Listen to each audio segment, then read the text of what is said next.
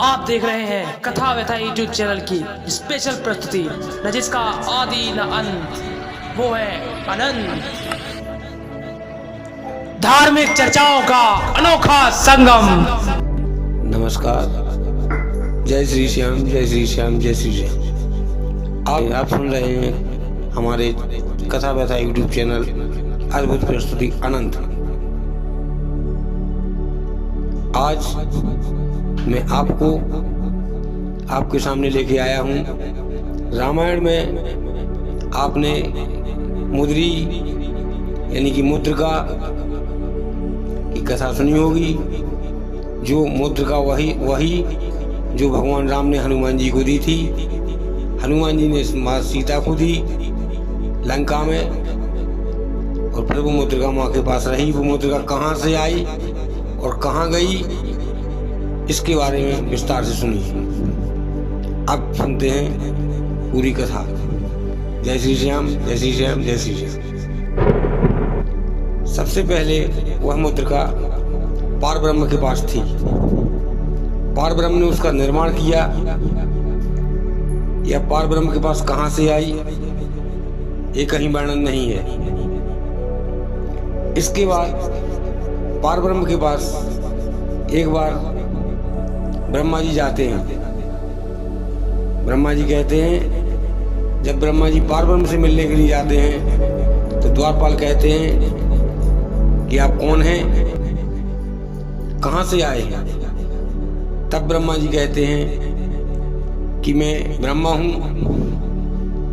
और धरती लोक से आया हूँ। तब वह द्वारपाल उन्हें वापस कर देते हैं। कहते हैं कि इस प्रकार से यहाँ पे जिस प्रकार से आपने गूलर का पेड़ देखा होगा, गूलर का पेड़ बुंदेलखंड में जिसे ऊमर कहते हैं, उसका पेड़ देखा होगा। इसमें जगह जगह पे गोल फल लगे होते हैं। उन्हीं फलों जैसे द्वारपाल ने फल दिखाया, पेड़ दिखाया और कहा इस धरती में कोटानुकोट ब्रह्मांड है। आप किस ब्रह्मांड के मालिक हैं, आप किस ब्रह्मांड के ब्रह्मा हैं, अपना नाम बताइए। ब्रह्मा ने नाम नहीं बता पाया और ब्रह्मा को वापसी कर दिया गया। इस प्रकार से ब्रह्मा के बाद ब्रह्मा आते हैं श्री हरि के पास। श्री हरि योग निद्रा में लीन होते हैं। तब वह भगवान शिव के पास पहुंचते हैं। शिव को पूरा बेहतर सुनाते हैं। शिव कहते हैं अच्छा मैं जा रहा हूँ। भगवान शिव वहाँ पहुँचते हैं और द्वारपाल उनसे भी यही क्वेश्चन करते हैं, सवाल पूछते हैं।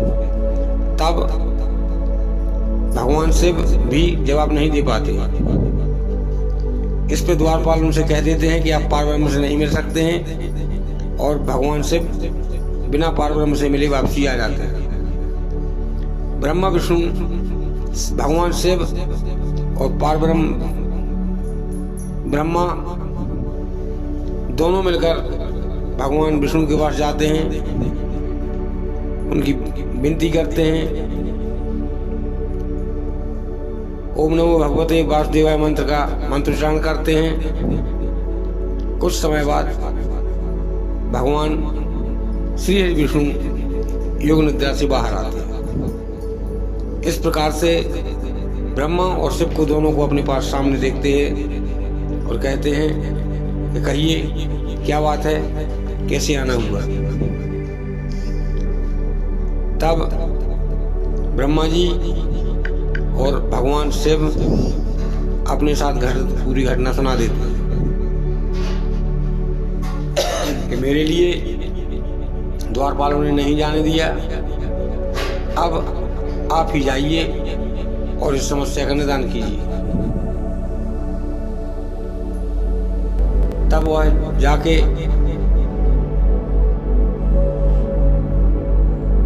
जाते हैं, कहते हैं कि ठीक है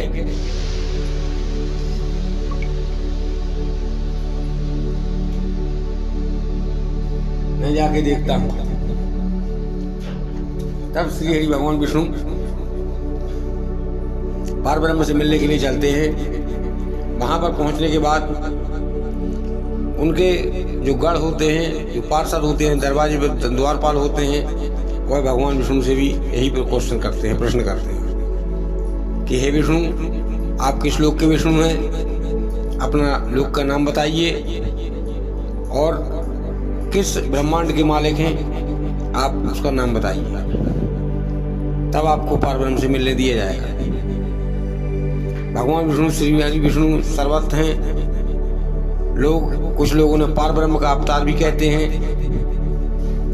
तो भगवान विष्णु कहते हैं कि हे द्वारपालो, मैं पिसनी गर्भ ब्रह्मांड का विष्णु हूं और इसे फूटा ब्रह्मांड भी कहा जाता है।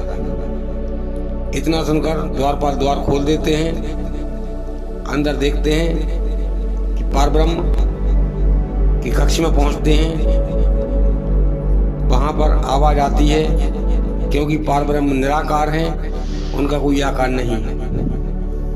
पारब्रह्म भगवान विष्णु से कहते हैं कि हे विष्णु, तुमने आज बहुत ही अच्छा कार्य किया है। आज से पहले इन द्वारपालों के पास 1008 लोक के ब्रह्मा विष्णु महेश आ चुके हैं। किसी ने भी अपना ब्रह्मांड का नाम नहीं बता पाया।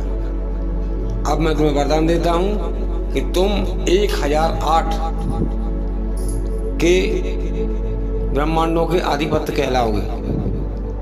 तुम्हें एक कार्य सौंपता हूं, तुम जाओगे, समस्त लोगों को उनके अपने नाम बताओगे और किस ब्रह्मांड का कौन मालिक है ये बताओगे, और समस्त 1008 ब्रह्मांड वाले तुम्हारे लिए मानेंगे और तुम्हारी हर बात मानेंगे। इसीलिए श्रीमद् भागवत महापुराण के आगे श्रीमद् भागवत महापुराण श्री 1008 श्रीमद् भागवत महापुराण लिखा जाता है, क्योंकि विष्णु ही सर्वत्र हैं और 1008 ब्रह्मांडों के मालिक हैं। इस प्रकार से पारब्रह्म के पास पहुंचते हैं, जो उनकी समस्या होती है समस्या का निदान करते हैं, पारब्रह्म से वापसी आने की अनुमति मांगते हैं। तब पारब्रह्म कहते हैं, हे विष्णु, जब तुम यहाँ तक आ गए हो तुम्हें एक हमारा काम करना होगा। विष्णु भगवान कहते हैं, हे ईश्वर, हे पारब्रह्म, हे जगत पिता, आप हमें वरदान आदेश दीजिए, मैं क्या कर सकता हूँ। तब वह कहते हैं कि सामने जो सिंहासन के बगल में एक टेबल रखी हुई थी, सिंहासन तो था लेकिन उस पर कोई बैठा नहीं था। पारब्रह्म निराकार है, केवल सिंहासन होता है। उसके बगल में एक टेबल रखी हुई थी। विष्णु से कहते हैं, इस पर जो मुद्रिका रखी हुई है उसे उठाओ और ले जाओ, और इसे ले जाकर संभाल के रखना।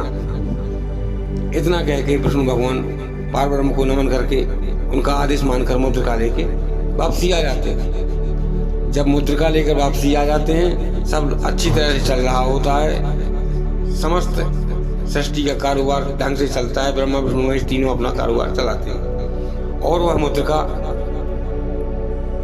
मुद्रिका भगवान विष्णु के पास होती है। उसी समय पे एक राक्षस हैग्रीव नाम का राक्षस प्रकट होता है, और वो कहता है, भगवान ब्रह्मा से वरदान मांगता है कि मुझे हैग्रीव ही मार पाए। मुझे हमारे उसका सर घोड़े का होता है और धड़ आदमी का होता है। कहता है ऐसा ही व्यक्ति मुझे मार पाए, वरना मुझे कोई मार नहीं पाएगा। मुद्रिका के प्रभाव से भगवान विष्णु माता लक्ष्मी के साथ बैठे होते हैं। बगल में धनुष होता है, माँ लक्ष्मी उसकी प्रत्यंचा चढ़ाती हैं, और उसकी प्रत्यंचा की टंकार से उसकी जो कंपन होता है, उस कंपन से भगवान विष्णु की गर्दन कट जाती है, और हैग्रीव और द्वारा में वह घोड़े की गर्दन बन जाती है। इस प्रकार भगवान हैग्रीव बनकर हैग्रीव का वध करते हैं। विष्णु भगवान समझ जाते हैं कि यह मुद्रिका खतरनाक है, और इसके बाद वह बिना किसी चर्चा किए हुए उस मुद्रिका को रख लेते हैं। रखने के बाद धीरे धीरे समय व्यतीत होता है। एक बार विष्णु भगवान से मिलने के लिए जाते हैं। जब विष्णु भगवान से मिलने के लिए जाते हैं, तब भगवान विष्णु कहते हैं कि हे भोलेनाथ, ये मुद्रिका रख लो, अपने पास रखो। भगवान सिर्फ तो वैसे ही भोले भाले हैं, वह बिना विचार किए, बिना कोई सवाल किए हुए उस मुद्रिका को अपने हाथ में धारण कर लेते हैं। हाथ में धारण करने के बाद भगवान शिव आते हैं कुछ समय व्यतीत होता है और सती का देह त्याग हो जाता है। इस कथा के बारे में आप लोगों ने सुना होगा। अगर आप सुनना चाहते हैं तो इसे कमेंट बॉक्स में अवश्य लिखें, मैं आपको पूरी कहानी सुनाने की कोशिश करूँगा। सती देह त्याग के बाद भगवान शिव 27 कल्प की समाधि में चले जाते हैं और मुद्रिका उनके पास रहती है।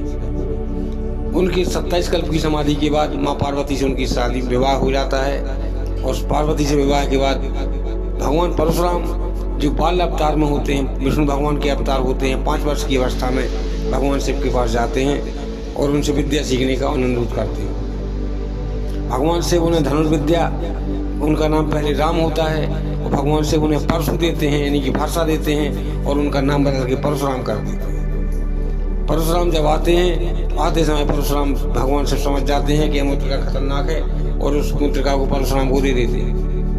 परशुराम जैसे ही अपने घर पे आते हैं, इनके माता पिता में झगड़ा हो रहा होता है, क्योंकि इनकी माता पिता से बिना आज्ञा लिए हुए और अपनी बहन के यहाँ चली गई थी।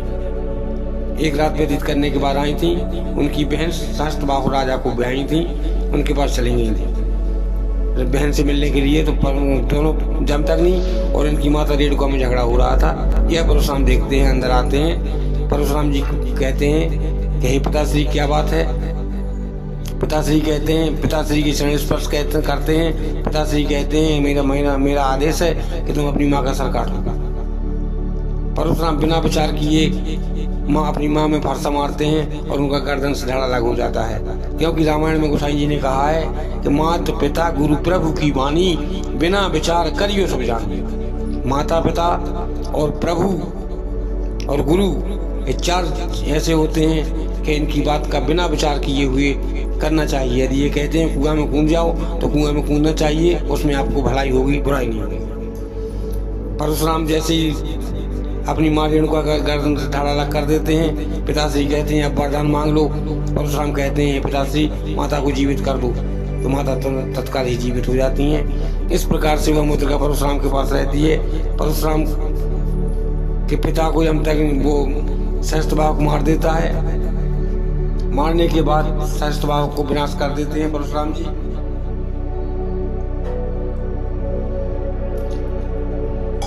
अगर आप ये कथा सुनना चाहते हैं तो कमेंट बॉक्स में लिखें, मैं आपको पूरी कथा सुनाने की कोशिश करूंगा। यदि मैं कथा पूरी सुनाऊंगा तो वीडियो लगभग 4 और 6 घंटे का हो जाएगा, जो आप नहीं देख सकते, ना मैं सुना सकता। इसके बाद धीरे धीरे कर परशुराम जी सारी जमीन जायदाद दान करने के बाद आखिरी में वह मुद्रिका जनक को देते हैं। अब वह मुद्रिका जनकपुरी में आ जाती है। जनकपुरी में 12 वर्ष का अकाल पड़ जाता है। अकाल पड़ने के बाद धीरे धीरे लोग कहते हैं कि राजा रानी मिलकर सोने का हल चलाएं तब वर्षा होगी। राजा रानी सोने का हल चलाते हैं, वर्षा होती है, माँ जानकी जी की उत्पत्ति होती है। माँ जानकी जी की उत्पत्ति होने के बाद धीरे धीरे समय व्यतीत होता है। पूरी कथा यदि आप सुनना चाहते हैं कमेंट बॉक्स में अवश्य लिखें, हम आपको सुनाने की पूरी कोशिश करेंगे। माँ जानकी जी को मुद्रिका लेकर माँ अपने भगवान श्री राम के साथ धनुष यज्ञ करने के बाद, भगवान धनुष भंग करने के बाद भगवान राम के साथ शादी हो जाती है और वो अयोध्या आ जाती है। अब वह मुद्रिका अयोध्या आ जाती है। धीरे धीरे समय व्यतीत होता है और भगवान जानकी जी पर, भगवान राम लक्ष्मण पर संकट, जानकी जी पर संकट आता है। वह वन को चली जाती हैं, वनगमन हो जाता है। और वनगमन की जो पूरी घटना है, अगर आप वो सुनना चाहते हैं तो कमेंट बॉक्स में सुने लिखें, मैं आपको पूरी अवश्य सुनाऊंगा। धीरे धीरे समय व्यतीत होता है और भगवान राम को अपने राज्य का पहला नाविक केवट मिलता है। केवट के पास भगवान पहुंचते हैं। केवट से नाव पार उतरते हैं और माँ जानकी जी केवट को अंगूठी देती हैं और मुद्रिका देती हैं। तब केवट कहता है, गोसाई जी लिखते हैं, मांगी नाव न केवट आना, कहूँ तुम्हारा मरम में जाना। तब केवट कहता है कि हे ईश्वर, मैं आपका मरम जानता हूँ, ये तो जानता हूँ कि मैं आप ईश्वर हैं, लेकिन केवट उस मुद्रिका का मरम जानता था। तो वह कहता है कि मैं आपसे यह मुद्रिका नहीं ले सकता।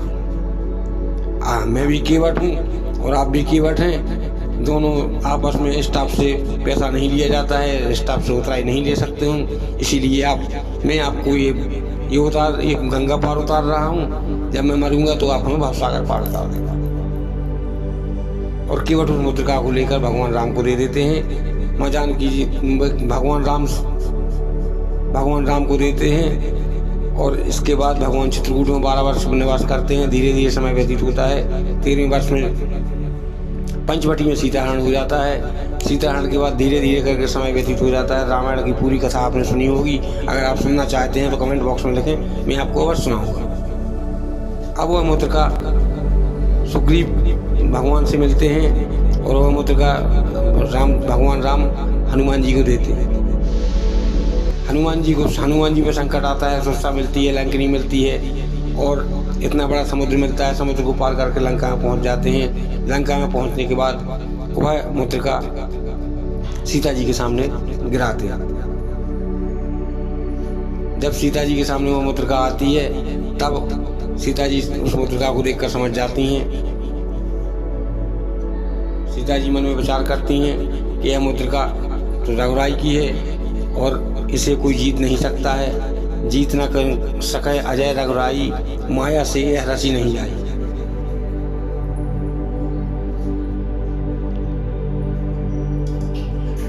वह मुद्रिका लंका में पहुंच जाती है। हनुमान जी लंका जला देते हैं। लंका जलाने के बाद पूरी लंका को राख कर हनुमान जी वापसी आ जाते हैं और वह मुद्रिका जानकी जी के पास रहती है, माँ सीता के पास रहती है। धीरे धीरे समय व्यतीत होता है और लंका से भगवान राम चढ़ाई कर देते हैं और रावण को मारने के बाद वह मुद्रिका वापसी लौटकर अयोध्या माँ जानकी के साथ आ जाती है। कुछ समय व्यतीत होने के बाद माँ जानकी के पास वह मुद्रिका थी और वह मुद्रिका बहुत ही खतरनाक थी। माँ जानकी के पास आने के बाद भगवान कुछ समय बाद उनका त्याग कर देते हैं। वनाश्रम में लवकुश होते हैं। माँ जानकी पर संकट आ जाता है और अंत समय में माँ जानकी अपना शरीर लेकर धरती माँ में समा जाती हैं। इसके बाद उस मुद्रिका का क्या हुआ कहीं कोई अता पता नहीं है। कहाँ वो क्या पता पारब्रह्म के पास पहुँच गई या आगे क्या हुआ, इस बारे में कोई लेख नहीं है। अगर लेख होता या मुझे जानकारी होती तो मैं आप लोगों को अवश्य सुनाता। अगर यह मुद्रिका की कहानी या कथा जो मैंने कई जगह से ली है आपको पसंद आए तो वीडियो को